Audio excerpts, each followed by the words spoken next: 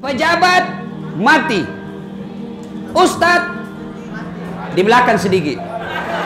Ya siapa yang tak siap kalau ustadz duluan?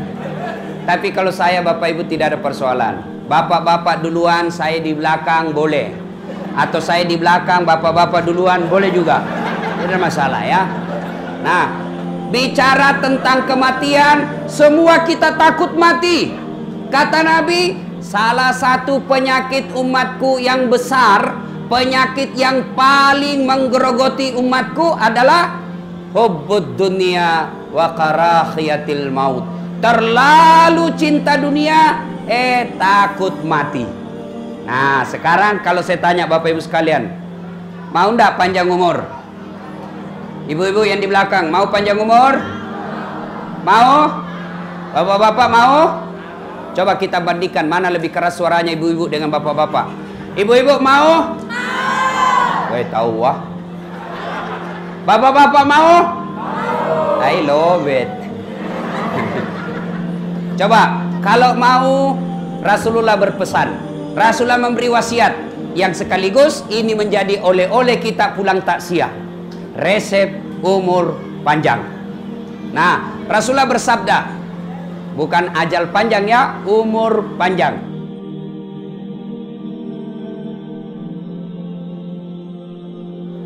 Kamu Islam, tapi belum tentu kalian mati dalam keadaan Islam. Itulah sebabnya tiap Jumat Allah ingatkan kepada kita, wahai orang-orang yang beriman, ya ayyuhalladzina amanu taqullaha haqqa tuqatih wa la tamutunna illa wa antum muslimun. Janganlah kamu mati kecuali dalam keadaan beragama Islam.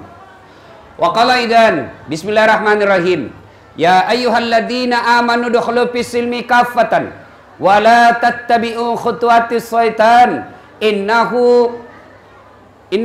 ya ayyuhalladzina amanu dukhulu fis silmi kaffatan wa la tattabi'u khutuwatis syaitan innahu, sesungguhnya setan itu musuh yang nyata bagi kalian.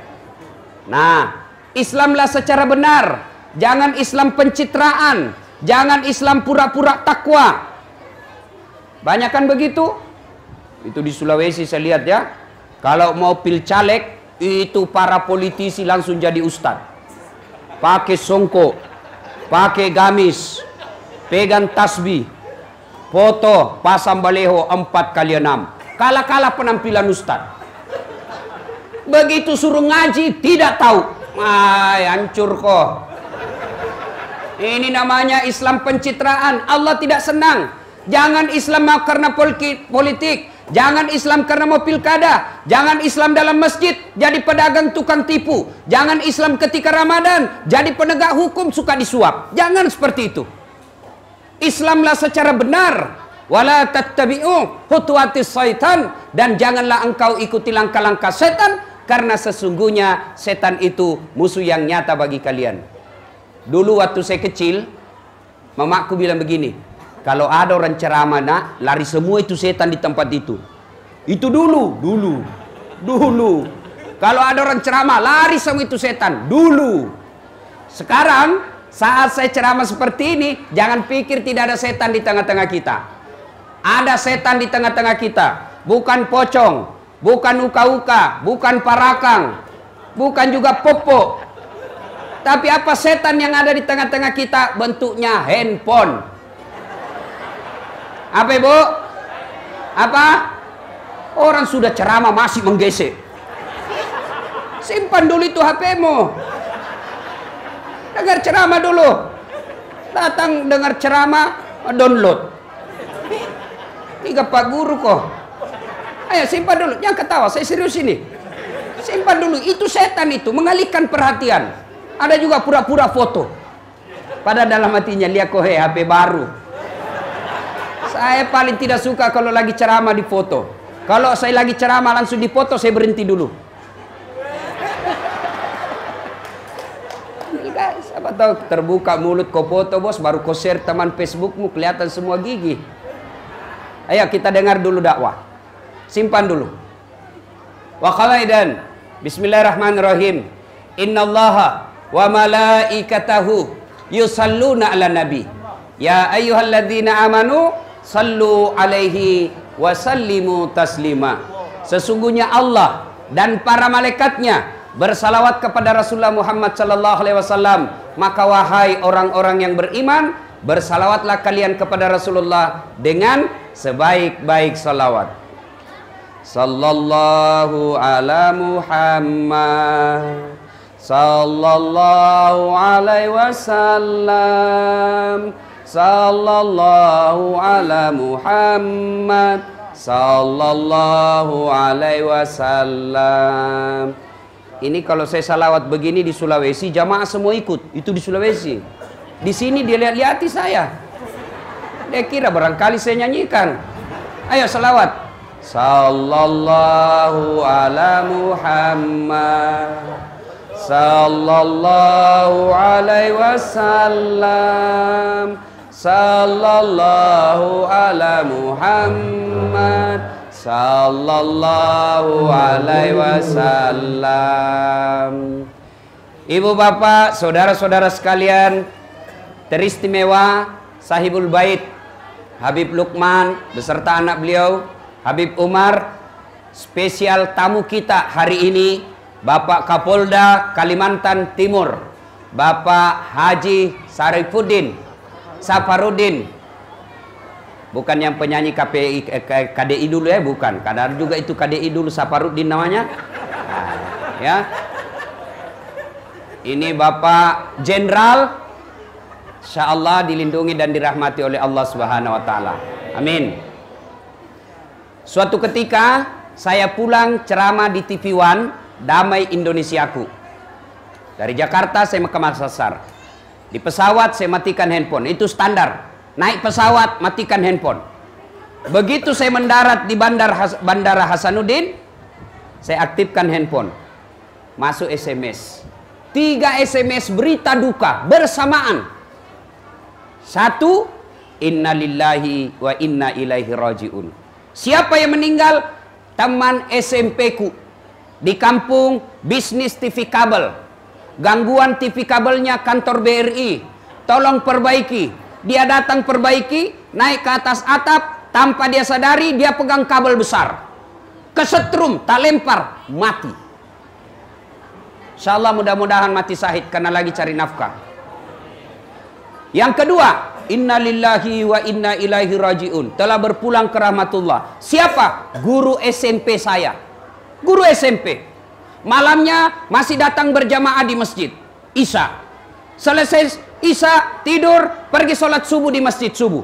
Selesai sholat subuh, tidak enak dia rasa, meninggal di dalam masjid. Selesai sholat subuh, insya Allah mati dalam keadaan Islam. Dia masih ada wudhu. Selesai sholat subuh. Yang ketiga, ucapan innalillahi wa inna ilaihi rajiun. Siapa? Suaminya sepupu 2 kali saya, Jalan Anoang, Makassar. Dia pensiun. Sudah pensiun, dia bilang sama istrinya, "Bu, kita pergi makan dulu soto Banjar." Kalau di Sulawesi Selatan Makassar ada soto Banjar paling enak dekat kantor pos. Tapi paling enak kalau Banjar sendiri yang bukan di sini, yang bikin di sini. Paling enak pasti di sini, aslinya. Nah, dia bilanglah sama istrinya, "Kita pergi makan soto Banjar." "Ayo Pak." Dia bilang suaminya, "Ibu duluan pakaian," karena biasanya perempuan lama persiapan. Nah, ibunya lagi dandan, berpakaian, suaminya keluar sambil nunggu, dia keluar mau ke tangga, nyebranglah dia. Antara rumah dengan jalan raya ada jembatan, kira-kira sekitar 1 meter. Jembatannya kecil aja. Terpeleset, jatuh, meninggal. Masya Allah. Innalillahi wa inna ilaihi rajiun. 3 kasus ini masih muda, tidak sakit, sehat walafiat, meninggal dunia pada saat yang bersamaan. Apa hikmah dari sini? Saya ingin menggugurkan, saya ingin menghilangkan pendapat atau keyakinan yang selalu berkata orang mati harus tua dulu, orang mati harus sakit dulu. Biasanya kita ketika cerita kematian, anak muda langsung orang tua dia lihat-lihati. Yang sudah pensiun, yang sudah putih rambutnya, yang sudah susah berdiri. Oh tidak. Berapa banyak orang tua, sehat walafiat, kuat, 90 tahun umurnya, cucunya meninggal baru belasan tahun. Ada lagi orang bilang, orang meninggal itu harus sakit dulu. Tidak. Berapa banyak orang Kita keluar masuk, pergi besuk orang sakit, ternyata pembesuknya yang meninggal. Banyak seperti itu. Yang namanya kematian tidak harus tua dulu. Yang namanya kematian tidak harus sakit dulu. Yang namanya kematian, al-mautu babun, kata Nabi. Mati adalah pintu yang setiap kita pasti melewatinya. Bahkan ulama kita mengajarkan mati itu seperti buah. Coba lihat buah, Pak. Coba lihat buah. Yang tua jatuh, yang mengkal jatuh, yang pucuk-pucuk pun jatuh, yang baru keluar pun jatuh. Maknanya orang kaya mati, orang miskin mati, tentara mati, polisi mati, Kapolda jangan dulu, mau jadi gubernur. Ayo, habaib mati, pejabat mati, ustadz di belakang sedikit. Ya siapa yang tak siap kalau ustadz duluan? Tapi kalau saya bapak ibu tidak ada persoalan. Bapak-bapak duluan, saya di belakang boleh. Atau saya di belakang, bapak-bapak duluan boleh juga. Tidak ada masalah ya. Nah, ibu bapak, saudara-saudara sekalian yang saya hormati. Bicara tentang kematian, semua kita takut mati. Kata Nabi, salah satu penyakit umatku yang besar, penyakit yang paling menggerogoti umatku adalah hubbud dunia wa karahiyatil maut. Terlalu cinta dunia, takut mati. Nah, sekarang kalau saya tanya Bapak Ibu sekalian, mau ndak panjang umur? Ibu-ibu yang di belakang, mau panjang umur? Mau? Bapak-bapak mau? Coba kita bandingkan mana lebih keras suaranya ibu-ibu dengan bapak-bapak. Ibu-ibu mau? Woi, tahu wah. Bapak-bapak mau? I love it. Coba, kalau mau, Rasulullah berpesan. Rasulullah memberi wasiat yang sekaligus ini menjadi oleh-oleh kita pulang takziah. Resep umur panjang. Nah, Rasulullah bersabda, bukan ajal panjang ya, umur panjang. Rasulullah bersabda, sittatu asyain tasidu fil umur. Ada 6 sifat, perbuatan, tingkah laku yang membuat umurmu jadi panjang. Umurmu panjang. Apa gerangan yang membuat umur kita panjang? 1. Membuat umur panjang itu ad-du'a'u, berdoa. Mari kita berdoa. Memang Allah sudah takdirkan kita meninggal pada tahun sekian, tapi pun Allah punya kuasa untuk mengubah kembali keputusan itu. Kapan? Itulah Allah kasih kita bonus suatu tempat berdoa paling mustajab. Ada yang disebut Lailatul Qadar. Apa itu Lailatul Qadar? Lailam, malam, qadar, penentuan, malam penentuan. Pada malam itu Allah tentukan segala-galanya. Apa yang ditentukan? Ajal kita. Apalagi ditentukan makan kita, apalagi ditentukan air yang kita minum, semua ditentukan Allah. Misal saya lahir bulan Desember. Biasanya orang mati itu dekat-dekat dengan kelahirannya. Ya, Rasulullah itu bahkan sama lahir dan wafatnya beliau, sama tanggalnya, sama bulannya, sama harinya. Maka kalau ada orang dekat dengan ulang tahun, siap-siap kau bos. Siap-siap. Jadi kalau ada yang lahir bulan Desember, waspada Pak. Dekatkan diri kepada Allah. Saya Desember. Misal saya lahir tanggal 21 Desember. Allah takdirkan meninggal 21 Desember 2017. Tapi Ramadan kemarin saya berdoa, ya Allah panjangkan umurku. Saya ingin menyiarkan agamamu ya Allah. Saya ingin bantu Rasulullah mendakwakan ini ilmu Islam. Kalau umurku pendek, maka habislah kegiatan saya untuk dakwah. Akhirnya Allah berfirman, malaikat, hapus itu ajalnya. 21 Desember 2017. Tunda sampai waktu yang tidak ditentukan. Aman Pak. Coba, makanya minta doa kepada Allah. Ya Allah panjangkan umurku. Bapak-bapak yang sudah uzur berdoa, ya Allah panjangkan umurku supaya saya bisa berbuat banyak, supaya saya bisa beribadah dengan baik. Kalau doa kita untuk mendekatkan diri kepada Allah, masa sih Allah tidak dengar? Kecuali doa kita, ya Allah panjangkan umurku supaya saya bisa kawin lagi. Dia bilang malaikat, sudah ini sudah tua masih mau kawin lagi nih. Lobe ini melok mopi mak bene. Doa. Nah, ada yang tanya, Ustadz, saya selalu berdoa. Hampir 5 waktu saya berdoa. Kok doa saya tidak dijabah? Doa saya tidak digelar? Satu, jangan salah sangka. Bukan tidak dikabulkan doa kita, tapi bisa jadi apa yang kita minta tidak baik buat kita. Saya ulangi, apa yang kita minta belum tentu baik buat kita. Allah tahu, ini tidak baik, nggak usah kasih.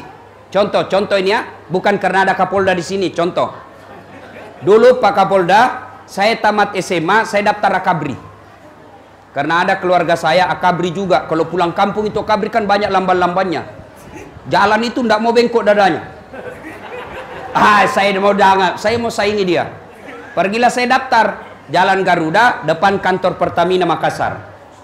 Saya pergi daftar. Begitu tes fisik tidak lulus. Kenapa? Ceper. Tidak cukup tinggiku. Saya protes kepada Allah waktu itu. Ya Allah, kenapa kau lahirkan saya dalam keadaan pendek? Saya bersaudara, saya yang paling pendek.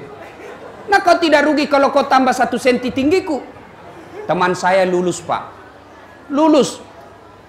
Polisi. Sekarang dia tugas di Polda Sulselbar. Satu bunga-bunga di sini. Serse. Reserse itu kalau saya tidak salah pakai topi merah. Baret merah kan? Saya lulus jadi ustadz. Alhamdulillah sekarang pakai baret putih.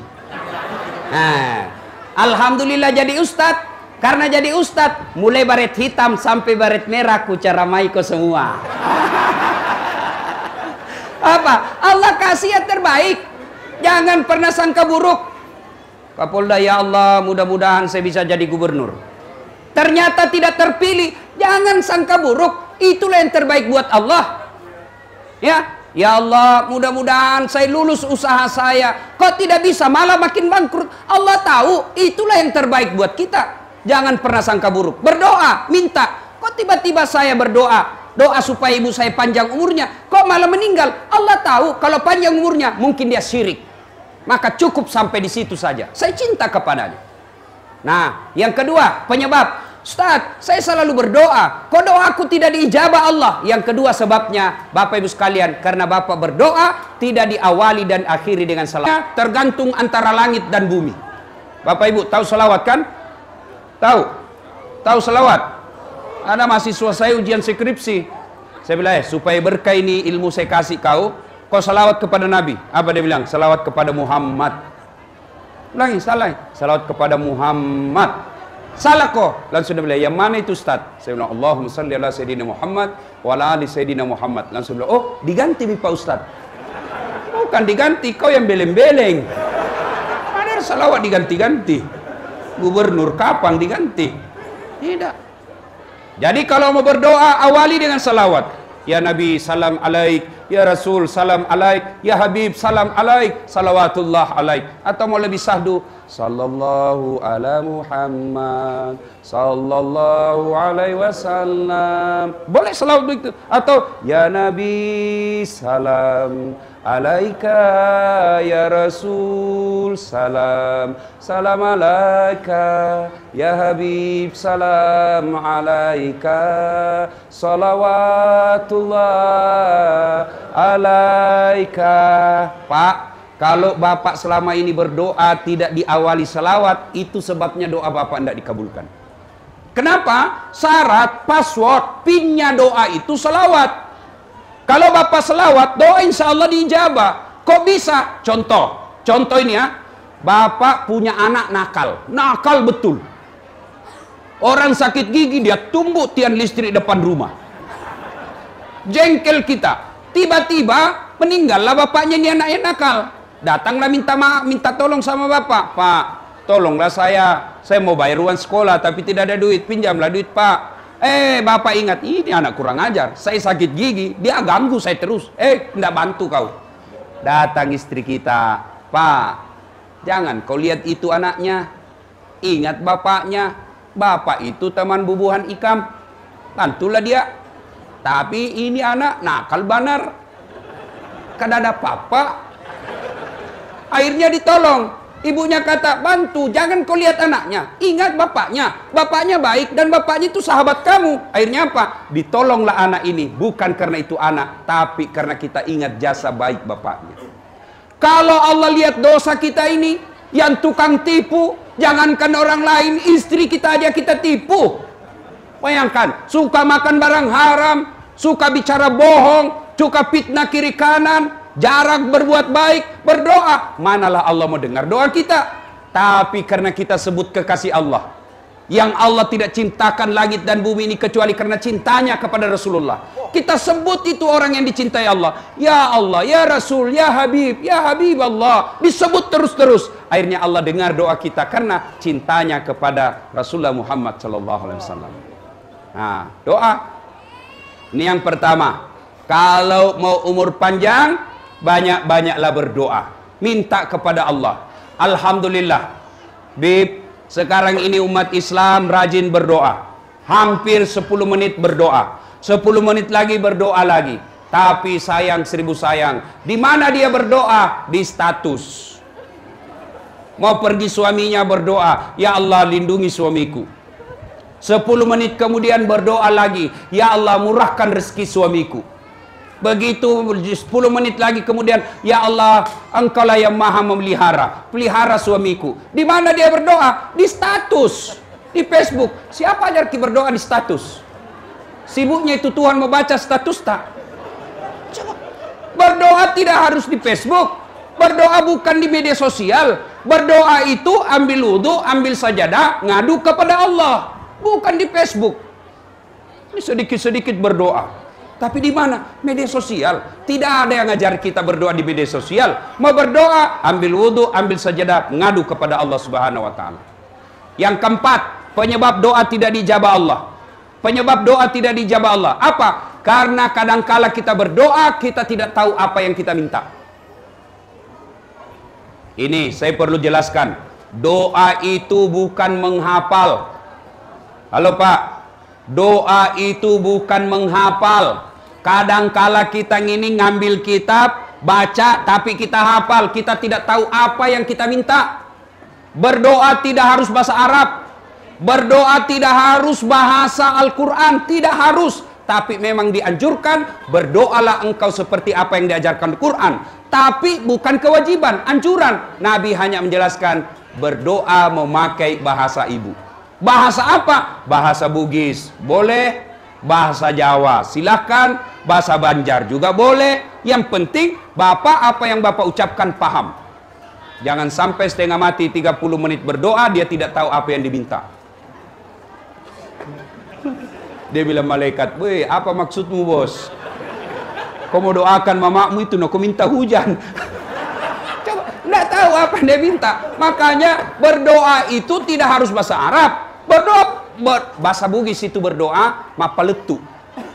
Bahasa gaulnya curhat. Silakan. Bahkan boleh berdoa begini. Ya Allah, engkau sudah tahu apa yang ku mau. Berikanlah. Sudah paling ringkas itu. Paling ringkas, misalnya, ya Allah, kau sudah tahu apa yang kau mau. Berikanlah saya. Ah, sudah. Boleh Pak. Jangan ketawa, saya serius ini. Daripada Bapak panjang, tidak tahu apa yang Bapak minta, malaikat bingung. Bos, apa kau minta? Lain di mulut, lain di hati. Kalau berkaitan dengan orang meninggal, apa yang kita minta? Satu, ya Allah, ampuni dosa almarhumah. Misalnya almarhumah ini. Satu, ampuni dosa. Dua, terima amalnya. Kenapa? Ada amal yang tidak diterima. Mana amal yang tidak diterima? Bersedekah bukan atas nama Allah. Bersedekah karena kepentingan tertentu, maka Allah tolak. Ketika di akhirat kelak dia tanya, dia cari, ya Allah, mana pahalaku nyumbang jilbab? Ya Allah, mana pahalaku nyumbang tegel? Ya Allah, mana pahalaku nyumbang sarung? Kata Allah, yang bener aja bos. Kau dulu nyumbang itu kan mau dicoblos. Dan kau sudah dicoblos. Kau sudah dapat pahalanya. Kau tidak dapat apa-apa di sini karena kau menyumbang bukan mencari ridaku. Tania pamaseiku usapa. Nah, ibu bapak, saudara-saudara sekalian yang saya hormati. Inilah resep pertama, mau punya umur yang panjang, banyak-banyak berdoa. Yang kedua, kalau mau lagi berdoa, saya ulang. Yang 4 tadi, saya lupa ya. Satu, kalau untuk orang meninggal, satu, ampuni dosanya. Dua, terima amalnya. Tiga, lipat gandakan. Yang tadinya misalnya amal dia bawa cuma 10, kita berdoa, ya Allah mudah-mudahan 10 itu menjadi 100. Mudah-mudahan 10 itu menjadi hingga tak terhingga nilainya. Kenapa? Orang sudah meninggal tidak bisa lagi nambah-nambah amalnya. Dan yang keempat, lapangkan alam kuburnya. Inilah doa buat orang tua kita yang sudah meninggal. Sekarang Bapak Ibu Saudara sekalian, yang pertama mau umur panjang, berdoa. Yang kedua mau umur panjang adalah birrul walidain.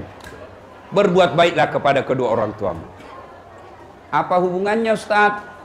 Bukankah Allah berfirman menjelaskan ridallah fi ridal walidain, suktillah fi suktil walidain. Ridanya Allah tergantung ridanya kedua orang tua, murkanya Allah tergantung murkanya kedua orang tua. Maknanya, kalau kita rajin mendoakan orang tua kita karena wujud kecintaan kepada orang tua itu, maka Allah menjadi ridha kepada kita. Dan ketika Allah ridha kepada kita, maka diberikanlah umur yang panjang. Nah, sekarang mari kita lihat kecintaan kepada orang tua sekarang. Lihat anak-anak kita sekarang, Pak. Saya pernah diundang ceramah di Batu Licin, Tanah Bumbu. Selesai saya ceramah, datanglah bapak-bapak, nangis di depan saya, dia pegang paha saya. Ustadz, doakan saya. Saya bilang, kenapa? Doakan saya Ustadz. Saya 4 tahun merantau dari Sulawesi. 4 tahun saya sukses, 2 bulan terakhir saya bangkrut. Andai saja saya bangkrut tidak masalah. Saya bangkrut meninggalkan banyak utang. Saya dikejar penduduk di sini mau dipotong karena utang saya banyak. Mobil saya semua disita. Saya bilang, baiklah, tidak usah cerita semua penderitaannya. Saya mau tanya dan tolong jawab dengan jujur. Jujur jawab. Bagaimana perlakuan Bapak kepada orang tua selama ini? Apa dia bilang jawabannya? Selama 4 tahun saya merantau Ustadz, memang saya tidak pernah pulang kampung. Saya bilang dalam hati, oh ini sebabnya bos. Sebabnya. Bapak mau naik pangkat, ini ada anggota polisi. Bapak mau naik pangkat tidak usah cari muka sama Kapolda. Bapak sudah punya muka yang baik. Kadang-kala kita cari muka, kita cari barakah, pergi ziarah kubur karena ini. Berkah hidup kita seorang manusia ada sama ibu bapak. Saya heran lihat pegawai-pegawai sekarang. Sama wali kota dia cium tangannya. Ini, siap. Sama mamanya, ndak hormat. Siapa aja. Mau berkah hidup, muliakan orang tua. Coba lihat anak-anak yang servis orang tuanya dengan baik. Yang memuliakan orang tuanya dengan baik. Insya Allah hidupnya tidak akan sengsara. Coba lihat. Bukti di tempat ini. Habib Umar memuliakan orang tua dengan mengundang orang, mendatangkan penceramah, mengajak orang-orang untuk berdoa. Itu salah satu bentuk memuliakan orang tua. Insya Allah, Allah akan ganti itu dengan lebih baik lagi. Bapak, adik-adik, ada pengangguran, setengah mati cari kerja, tidak dapat kerja. Ayo, evaluasi servis orang tua. Ada yang bilang anak-anak, bagaimana orang tua saya selingkuh, Ustaz? Orang tua saya penjudi. Orang tua saya tukang judi. Urusan dia dengan Allah. Urusan kita, kewajiban kita, muliakan ibu bapak kita. Contoh belajar dari sejarah hidupnya Ibrahim. Ibrahim alaihissalam penyembah berhala bapaknya. Tapi ketika Ibrahim alaihissalam mau ribut sama bapaknya, Allah tegur. Ibrahim, sadar kok, bapakmu itu. Tapi dia nyembah berhala. Allah berfirman, bagaimanapun itu orang tuamu. Lalu bagaimana? Kau yang mengalah, kau yang keluar dari desamu. Coba, anak-anak sekarang, na'udzubillah min zalim. Tidak ada lagi sopan santun sama orang tua. Zaman saya kecil, Pak, itu kita mau pergi sekolah, tidak keluar kita sebelum cium tangan orang tua. Pak, Bu, lo kayolo, Indo, lo masih sekolah, lo doangan nggak usah lama, uruntu aja sapa, cium tangannya. Baru kita pergi. Sekarang anak-anak, bapak-bapak masih ingat? Dicium tangannya sama anaknya? Iya. Cium. Enggak, nasledin ji, Pak. Cium tangan itu kan begini. Sekarang anak-anak, iya Pak.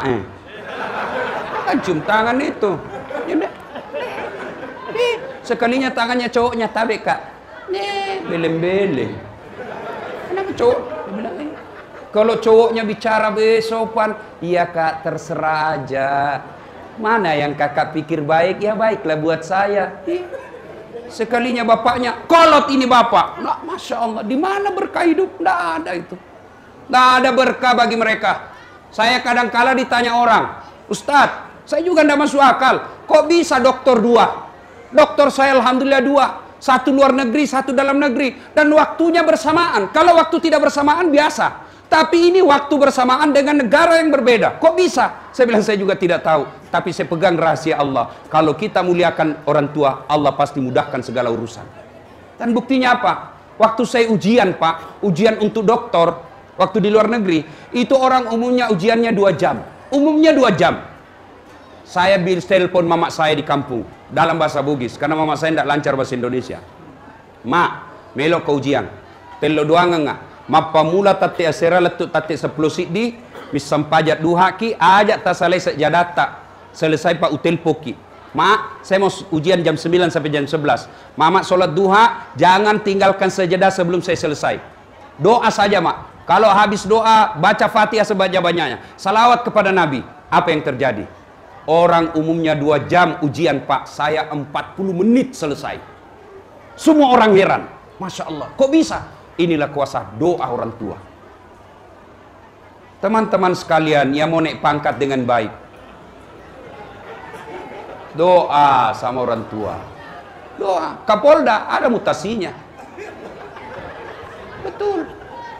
Pak Kapolda mau jadi gubernur, tidak usah cari muka kiri kanan. Kerja baik, layani masyarakat, minta ridha orang tua, Allah muluskan perjalanan. Insyaallah. Adik-adik sekalian mau hidup bahagia, muliakan orang tua. Ibu-ibu sekalian mau bahagia dunia akhirat, muliakan orang tua, termasuk mertua. Sekarang kita kadang kala sopan sama orang tua, tapi mertua kita kurang ajar. Ibu, halo ibu, halo. Ini biasa juga ibu-ibu sayang betul sama suami, tapi tidak sayang sama orang tua suami. Tidak boleh itu. Mentang-mentang mertuanya hipertensi, datang mertuanya dari Sulawesi, langsung dia bilang, datang lagi bapakmu. Biasa, bawa beras 50 kilo, bulan nanti 2 juta. Pak, kalau ada istri pian seperti ini, tidak tahu menghormati suami, istri-istri seperti ini Pak, Anda usah dicerai, kasihan dia janda. Jadi dia apa Ustadz? Tambah jadi 2. Biar dia tahu rasa. Iya. Mestinya istri yang baik, datang mertuanya, dia sujud syukur, berdoa kepada Allah. Ya Allah, alhamdulillah kau kirim orang tua ini. Gara-gara inilah orang tua sehingga saya punya suami. Andai saja orang tua ini tidak punya anak, maka mungkin sampai sekarang saya jadi gasturi, gadis tua Republik Indonesia. Alhamdulillah. Maka baik-baiklah servis orang tua. Bapak saudara-saudara sekalian, kemuliaan kita anak, mau umur panjang, maka birrul walidain. Berbuat baiklah kepada kedua orang tua. Adik-adik sekalian yang masih sekolah, adik-adik sekalian yang masih kuliah, gimana cara berbuat baik kepada orang tua? Selesai semester, bawa buku laporan, perlihatkan hasil ujian kita. Mak, ini hasil ujian saya. IPK saya 2,7. Ini standar Mak. Doakan saya, insya Allah semester depan 3,0. Kalau ibu kita sudah bilang amin, maka itulah doa. Doa dari anak, dari orang tua, tidak mesti dia tahajud orang tua kita. Ketika kita telepon, Mak, saya mau naik pangkat. Mak, saya mau ujian. Mak, saya mau ikuti sesuatu perlombaan. Doakan saya supaya saya berhasil apa yang saya mau. Begitu ibu kita bilang amin, itulah doa. Maka biasakan hubungi orang tua. Setiap mau melakukan sesuatu, minta ridha orang tua. Ridhanya Allah tergantung ridhanya kedua orang tua. Kalau orang tua kita sudah bilang, silakan nak, insya Allah berkah dan doaku ada menyertaimu. Insya Allah berkah itu. Tapi kalau ibu kita bilang, tidak mau, tidak halal semua air susu yang kau minum, wah sudah, hilang sudah berkah kita itu. Sekarang Bapak Ibu Saudara-saudara sekalian, mari kita lihat anak-anak kita. Mari kita lihat anak-anak. Anak-anak kita sekarang Pak, cerdas-cerdas, cakep-cakep. Saya biasa heran lihat, bapaknya ndak cakep, mamanya juga ndak cantik. Kok bapaknya cakep? Ah, ini pengaruh gizi kali. Anak-anak sekarang Pak, cantik-cantik, cakep-cakep, cerdas. Coba lihat itu anak-anak. Saya kalau nge-SMS, sudah pakai 2 jari, pegang handphone dengan baik, masih kadang-kala salah ketik. Itu, masih salah ketik. Anak-anak sekarang sambil bawa motor nge-SMS. Lancar Pak. Cerdas anak-anak kita sekarang. Luar biasa, saya biasa bingung. Bagaimana cara lancar betul? Dia tidak lihat itu papan SMS. Ya, lancar. Masya Allah, satu kurangnya anak-anak kita sekarang. Apa? Kurang ngajar.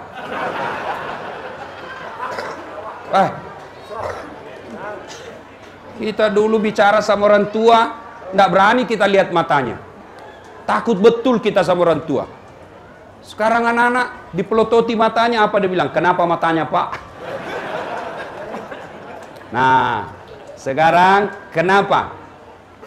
Apa sebab anak-anak kita begini? Apakah sepenuhnya salah anak? Tidak. 90% salah orang tua. Ini pasti ada hubungan Habib Umar dengan almarhumah. Dengan baik, insya Allah anak juga akan sopan sama orang tua. Tapi kalau orang tua tidak pernah mendidik anak dengan baik, maka jangan heran anak juga kurang ajar sama orang tua. Ayo, saya ajak kita hafal doa kebaikan orang tua, doa anak untuk orang tua, hafal? Hafal? Coba kita baca sama-sama. Bismillahirrahmanirrahim. Allahumma gfirli warhamhuma. Ada yang tahu artinya? Ya Allah, ampuni dosaku, dosa kedua orang tuaku, sayangilah mereka. Garis bawah ini, sayangi mereka sebagaimana mereka menyayangi saya dari kecil sampai sekarang. Garis bawahi, sebagaimana mereka menyayangi saya. Kalau kita menyayangi anak tidak sayang, maka anak pun tidak akan sayang kepada kita. Maka saya heran, ada mahasiswa saya curhat sama saya, Ustadz, ibu saya sakit kok tidak ada perasaan sakit dalam hati saya. Ibu saya sakit kok rasanya biasa-biasa saja. Tapi ketika pembantu saya sakit, saya mau langsung pulang dari kelas. Kenapa? Karena ternyata memang pembantunya lebih dekat daripada orang tuanya. Bagaimana anak kita mau cinta sama orang tua? Siapa yang didik anak kita? Orang yang bukan hubungan keluarga. Tinggi sekolah bapaknya, tinggi pangkat bapaknya, yang didik anaknya. Anak orang tidak ada pengetahuan. Anak-anak kita dulu bagaimana tidak baik akhlaknya, karena memang orang tua cinta kepada anak. Mendidik anaknya baik. Semua yang dulu-dulu tidak semuanya jelek. Ada yang bagus kita contoh, terutama dalam mendidik anak. Apa itu? Contoh. Waktu saya kecil, kita mau tidur itu satu tempat tidur 3 orang di atas. Apa manfaatnya? Ada jadi mata-matanya orang tua, ada jadi intel.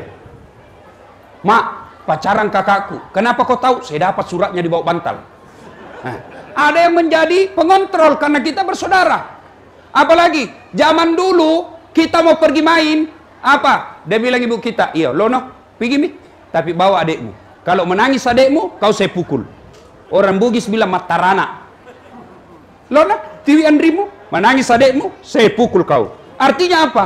Kita punya tanggung jawab terhadap saudara. Sekarang coba lihat, gara-gara rumah harga 500 juta, adik kakak berperkara, bahkan ada yang saling baku tikam, gara-gara uang 500 juta. Kalau kita dulu tidak ada itu yang begitu. Kenapa? Memang kita persaudaraan kuat. Sekarang abad modern, ayo kita lihat. Satu anak, satu kamar. Di dalam ada televisi, di dalam ber-AC, di dalam lengkap permainan elektronik. Satu anak semua begitu. Akhirnya apa? Pulang sekolah, anak masuk langsung kamar. Dalam kamar, kapan dia keluar? Nanti dia mau makan. Masuk lagi kamar. Tidak pernah keluar dan tidak pernah ketemu. Malam minggu, katanya acara keluarga. Untuk apa? Ayo kita makan sama-sama di warung, restoran. Acara keluarga. Katanya supaya ketemu dan akrab. Sampai di rumah makan, tidak ada yang bicara. Semua sibuk dengan HP-nya. Ini Pak, kalau dibiarkan seperti ini, maka jangan heran anak kita besar kurang ajar. Bapak-bapak, para habaib, ibu-ibu, coba. Bapak ibu mau tahu nasibnya di kubur nanti? Mau tahu nasibnya di kubur? Mau tahu? Maka lihat anak kita sekarang. Lihat anak kita sekarang. Kalau anak kita sudah gadis tidak pakai jilbab, bisa dibayangkan bagaimana sengsaranya bapak nanti di kubur. Kalau sampai sekarang anak kita tidak tahu ngaji, asam tidak tahu ke masjid, bisa dibayangkan bagaimana seksanya kita dikubur nanti. Tapi kalau sekarang anak kita masih SD sudah tutup jilbab, sudah tutup aurat. Anak kita malam Jumat semua kumpul di rumah baca Yasin sama-sama. Anak kita Ramadan berjamaah di masjid. Harapan itu Pak, bapak sudah kaya insya Allah dikubur. Demi Allah, ibu bapak wafat, anak pengangguran, Allah tidak persoalkan. Ibu bapak meninggal, anak tidak punya kerja, Allah tidak marah. Tapi ketika anak bapak tidak pakai jilbab, anak bapak tidak tahu sholat, anak bapak tidak tahu rasa malu jadi anggota DPR tapi koruptor, maka bapaknya dicari. Mana bapaknya ini? Mana orang tuanya? Kok bisa anaknya seperti ini? Hati-hati Pak. Bapak tidak usah cemas soal masa depan anak dalam perut. Masalah soal perut, bapak tidak usah khawatir soal jabatan anak kita. Allah sudah tentukan. Yang perlu bapak ibu khawatirkan adalah anak kita wafat tidak tahu sholat. Auzubillah min zalik. Sayang seribu sayang. Kita orang tua terlalu bangga kalau anak kita pintar bahasa Inggris. Ustaz, hebatnya anaknya itu. Kenapa? Pintar masih SD sudah pintar bahasa Inggris. Apa hebatnya? Hebat tahu Ustaz. Banyak yang begitu. Masa Ustaz? Iya. Silakan bapak ke Inggris.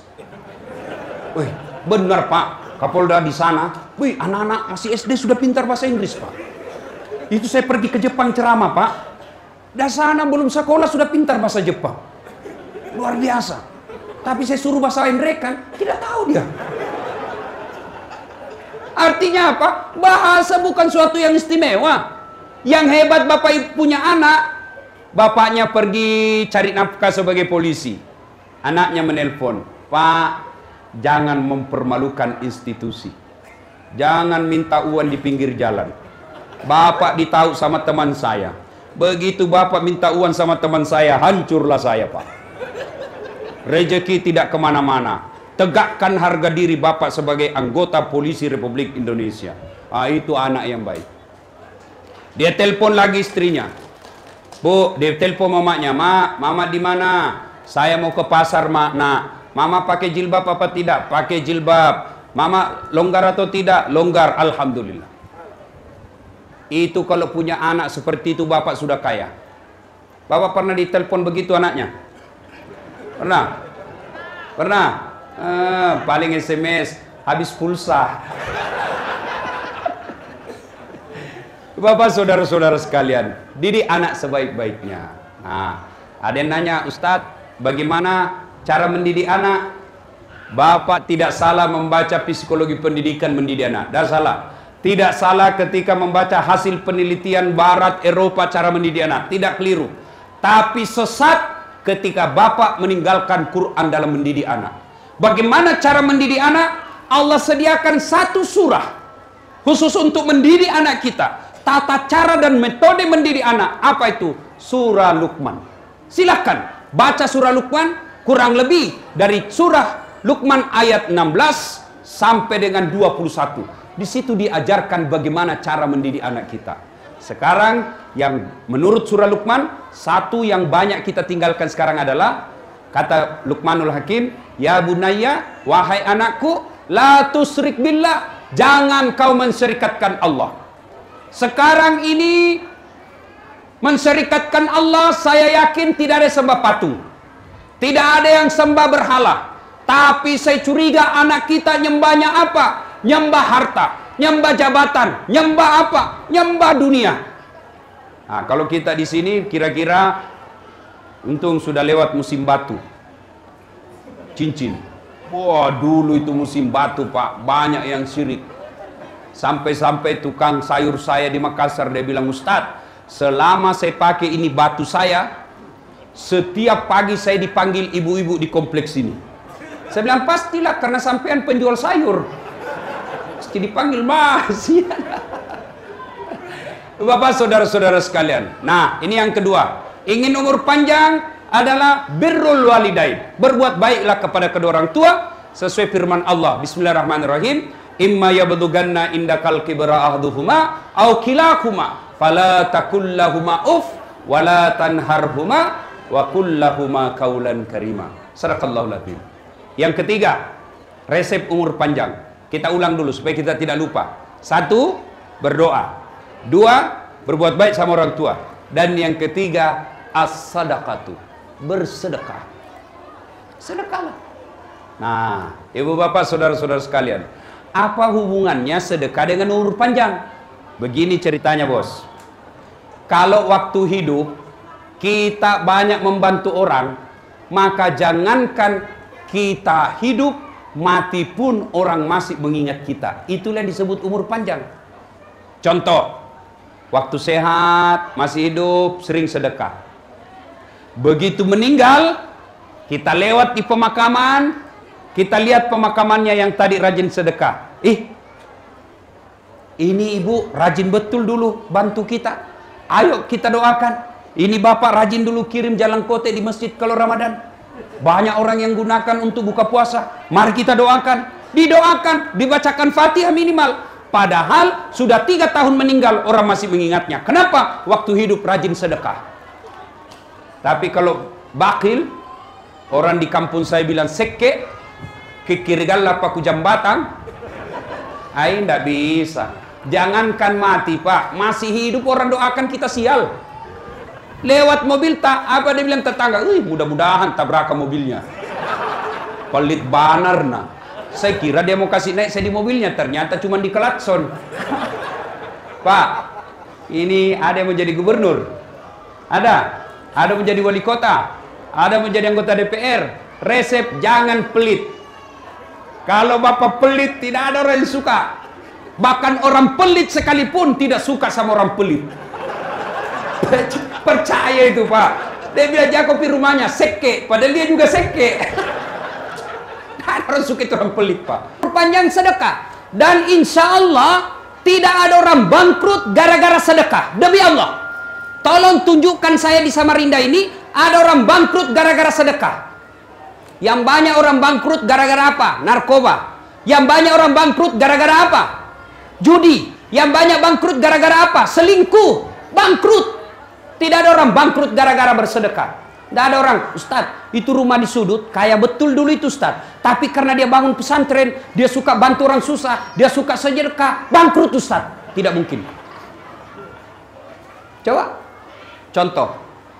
Quran menjelaskan, kau belanjakan hartamu di jalan agama Allah, ibarat menanam 1 biji, lalu tumbuh 7 bulir. 7 bulir itu 7 batang. Dan setiap batangnya mengandung 100 buah. Artinya, 1 kebaikan Allah balas 700 kebaikan. Itu janji Allah, bukan janji caleg. Kalau caleg, Pak, waktu kampanye Anda boleh kita dijanji sorga, dijanji kita juga sorga, Pak. Pilih saya, pilih Cepuk. Satu kampung kita, sama-sama Bugis. Pilih saya, ini kartu namaku. Kalau saya menang 24 jam, telepon saya bantu. Begitu terpilih, dia ganti nomornya. Hancur juga, Pak. Kita juga bego, Pak. Sudah tahu tukang tipu, kita mau pilih. Hanya gara-gara sarung. Bapak-bapak, saudara-saudara sekalian yang saya hormati. Nah, satu contoh. Ini contoh, saya ngalami. Baru-baru. Saya pergi ngambil cucian saya di laundry. Tiba-tiba saya dapat rezeki. Saya kasihlah tukang jaga laundry. 100 ribu, 4 orang. Cak, 4 orang. Berarti berapa keluar uang? Berapa, Dek? Berapa? Saya kasih juga tukang parkir 50. Nah ini, gembira betul. Berapa uang saya keluar? Berapa? 450. Pergilah saya. Selesai itu, tiba-tiba menelpon ajudannya Edi Baramuli, tokoh masyarakat Sulawesi Selatan. Tapi Ustadz, ada salam dari Puang Edi. Puang Edi siapa? Edi Baramuli. Oh ya, bagaimana saya berkabar beliau? Sehat walafiat. Ustadz, di mana saya boleh temui? Saya ada di kantor sekarang. Sudahlah, dia ke kantor. Tiba-tiba datang bawa amplop. Tapi Ustaz, ada salam dari Puang Edi. Ada apa ini? Siapa tahu ini gratifikasi. Mana ada Ustaz gratifikasi? Jangan, saya tidak ceramah, jangan. Pada dalam hatiku, cepat sudah. Wah, sumpah. Sudah, pulang, saya buka amplop. Amplop saya buka. Berapa tadi uang saya keluar? Pagi-pagi, berapa? 450. Sekitar jam 4 sore, Allah langsung ganti. Saya buka amplop. Berapa isinya? 15 juta. Padahal tidak ada upaya yang saya lakukan, hanya bersedekah. Ada lagi contoh. Contoh lagi ini. Saya pergi kampus. Selesai dari kampus, saya pulang ngajar di atas mobil, saya lihat tukang cat yang keliling-keliling naik sepeda, tukang cat. Saya bilang, oh kasihan orang tua masih cari nafkah. Saya bilang sama sopir, singgah, kasih. Tapi saya bilang, enggak usah. Setan itu mulai membisik. Apa bisikan setan? Enggak usah. Nanti orang bilang, sok kaya itu Ustaz, sok penyantun. Sudah lewat. Begitu lewat, saya bilang, kurang ngajar ini iblis. Kau kira kau kalah saya? Balik kau. Saya bilang sopir, balik. Padahal sudah lewat. Balik. Ini setan ini. Kau kira kau kalah saya? Balik. Oh, setan kepanasan. Balik. Saya kasih. Berapa saya kasih uang Pak? 100.000. Dia doalah. Mudah-mudahan anak haji sehat walafiat. Murah rezeki. Sukses segala urusan. Coba. Dia doakan saya. 100.000 saya kasih. Banyaknya doanya. Kalau akal sehat, orang lagi berpikir, kenapa saya kau doakan? Doakan dirimu supaya kau berhenti jadi orang miskin. Itu kalau akal sehat. Tapi kan ini bukan akal hajat. Akal ini adalah agama. Sudah, lewatlah itu. Pulang. Sudah. Malam hari, saya janjian istri saya mau makan, rumah makan. Saya tidak terima cara malam-malam. Saya mau bawa istri saya makan. Tiba-tiba menelpon. Yang punya Wong Solo, Sulawesi. Ustaz, ada ini Ustaz Samsi Ali. Datang dari New York. Nah, kita diminta untuk kumpul-kumpul dengar-dengar beliau. Sudah, saya telepon istri. Minta maaf sayang, tidak sempat. Kita tunda makan malamnya lain kali. Pergilah saya. Sampai bukan saya ceramah, bukan saya baca doa. Selesai acara, tiba-tiba yang punya Wong Solo kasih untuk Ustadz Samsi Ali. Tapi Ustadz, dia bilang Samsi Ali, tidak usah, saya sudah dapat tadi. Ini karena sudah keluar terlanjur amplop, langsung tikungan ke saya. Saya bilang, jangan, saya bukan saya ceramah. Padahal dalam hati, cepat. Masya Allah. Sudahlah. Padahal saya tidak ceramah loh. Saya tidak ceramah, tidak baca doa. Hanya tinggal di situ. Tiba-tiba dikasih. Naik saya di mobil, saya buka lagi. 20 juta. Subhanallah. Percaya Pak. Bapak kenapa miskin? Karena selalu minta-minta. Allah tidak senang itu orang suka begini tangannya. Allah tidak senang. Bapak ibu mau kaya, jangan minta sama manusia. Minta kepada Allah. Gimana caranya? Supaya Allah kabulkan. Pancing dengan sedekah. Dengan sedekah. Kalau Bapak minta terus sama tim sukses, minta terus sama wali kota, minta semua sama pengusaha, Bapak hilang harga dirinya. Minta kepada Allah. Kalau Allah yang kasih, Allah akan berikan. Kalau Allah yang ridha, minta kepada Allah. Dan saya sudah buktikan itu. Ada, ibu-ibu, salah satu faedah dari sedekah adalah tolak bala. Ibu-ibu, Bu, ada di sini suaminya mulai macam-macam. Ada? Tidak usah malu-malu. Banyak Ustadz. Bagaimana cara tolak balanya? Tolak bala dengan sedekah. Jangan cerita ke orang lain. Jangan cerita di media sosial. Tapi cerita kepada Allah. Dengan cara apa? Tolak bala sedekah. Misalnya, Bu, misalnya suami mulai lain-lain. Ciri-cirinya laki-laki yang mulai lain-lain ya. Selama ini tidak pernah nyisir. Tiba-tiba pakai minyak rambut. Nyisir rapi terus. Wah, patut dicurigai. Selama ini pakaian tidak setrika pun tidak ada masalah. Wah, nanti dia mau keluar kalau sudah disetrika. Yang paling mencurigakan kalau suami handphone terima SMS dalam kamar mandi. Itu patut 99% ada apa-apanya itu. Daripada curhat cerita orang lain, lebih tolak bala. Gimana caranya? Bapak ibu bangun sedekah.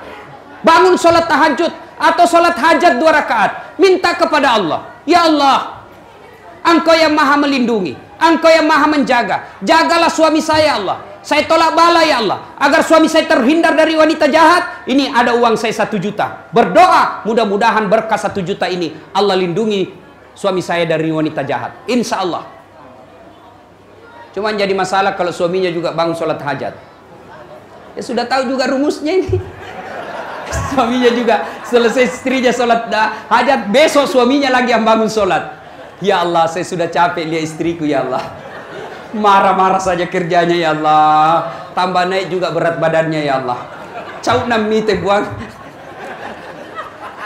Ya Allah, ini ada uangku 1 juta ya Allah. Saya tolak bala. Mudah-mudahan 1 juta ini istriku ikhlas saya kawin lagi. Bingung malaikat. Yang mana ini dikabulkan bos? Bapak saudara-saudara sekalian, pulang dari tempat ini, mari biasakan bersedekah. Dan yang keempat, Yang membuat umur kita panjang kata Nabi adalah silul arham, sambungkan persaudaraan. Seperti yang dijelaskan tadi Pak Kapolda, sebentar lagi pasti suhu politik akan naik. Pilgub dan pilpres serta pilcaleg pasti akan bersebaran orang-orang yang menggadu domba kita.